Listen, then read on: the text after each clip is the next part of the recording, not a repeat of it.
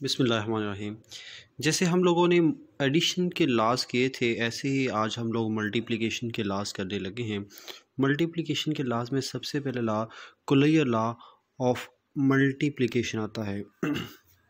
इसमें हम लोग क्या कहते हैं, किसी भी एक सेट में से दो नंबर्स कंसिडर कर लेते हैं। For all A B belongs to set of real numbers. हम लोगों ने दो नंबर चूज़ किए हैं।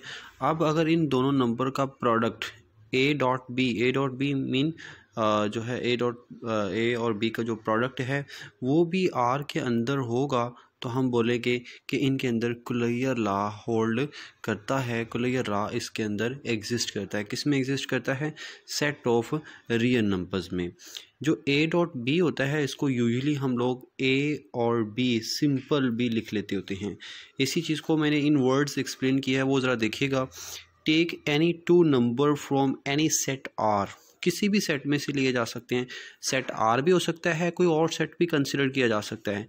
And if their product is also in that set, अगर उनका प्रोडक्ट भी उसी सेट में हो तो क्या कहेंगे? Then we call closure law of multiplication is hold in that set.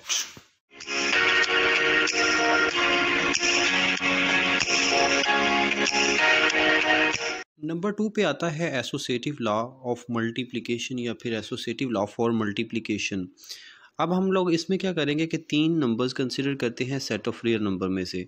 For all A B C belongs to set of real numbers, यानी कि बिलोंग्स टू आर। तो हम लोगों ने तीन नंबर्स ले लिए। हम लोग लेफ़्ट साइड पे इनको लिखेंगे और राइट साइड पे लिखेंगे। अब अगर लेफ़्ट साइड पे हम लोग ये करते हैं कि सेकंड टू को पहले मल्टीप्लाई करते हैं और उनका जो आंसर आता है उसको फर्स्ट वन से मल्टीप्लाई करते हैं, और राइट साइड पे क्या करेंगे? फर्स्ट टू को मल्टीप्लाई करेंगे और उनका जो आंसर आएगा उसको थर्ड वन के साथ मल्टीप्लाई करेंगे।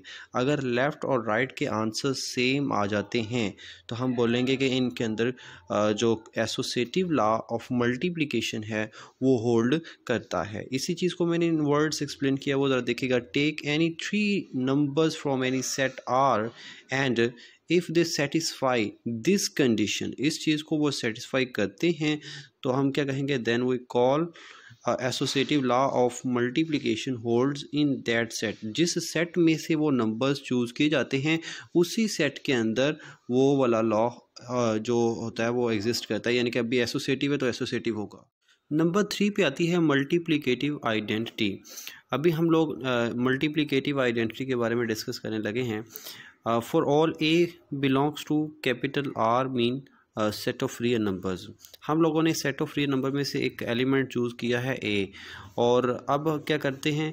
There exist another element unity, यानी कि वन एग्जिस्ट करना चाहिए। किस में? उसी सेट में जिसमें से हम लोगों ने ए चूज़ किया। तो अभी हम आर में चूज़ किया है तो आर के अंदर ही ये यूनिटी एग्जिस्ट करनी चाहिए। कैसे एग्जिस्ट करनी चाहिए? सच दैट ए को यूनिटी के साथ मल्टीप्लाई करें या फिर यूनिटी को ए के साथ मल्टीप्लाई करें तो आंसर ए ही आए, मतलब उसमें मल्टीप्लाई करने के बाद कोई फ़र्क ना पड़े।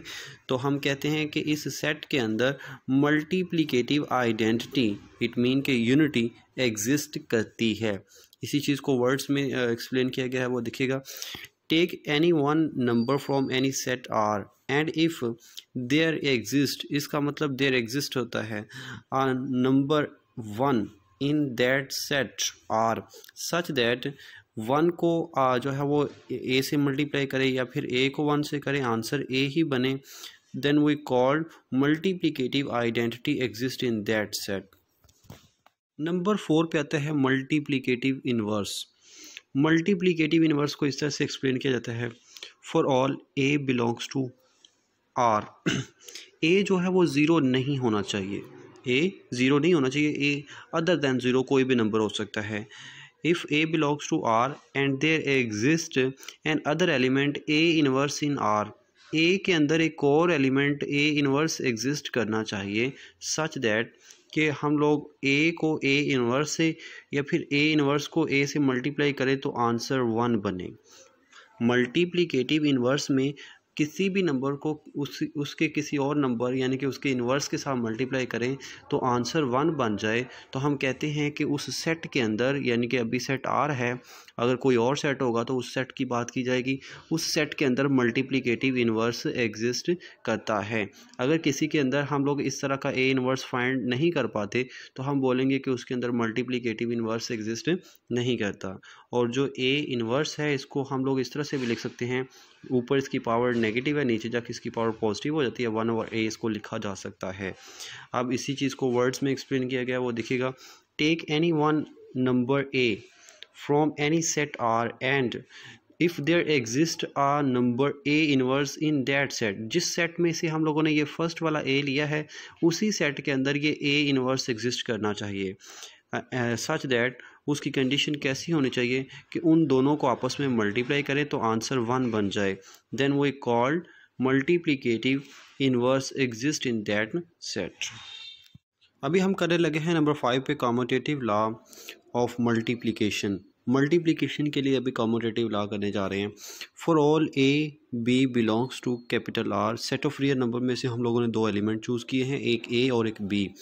अगर हम लोग इस तरह से मल्टीप्लाई करते हैं, पहले ए को बी से फिर बी को ए से मल्टीप्लाई करें और इन दोनों के आंसर अगर इक्वल आ जाते हैं तो हम बोलेंगे कि इसमें commutative law of multiplication exist करता है।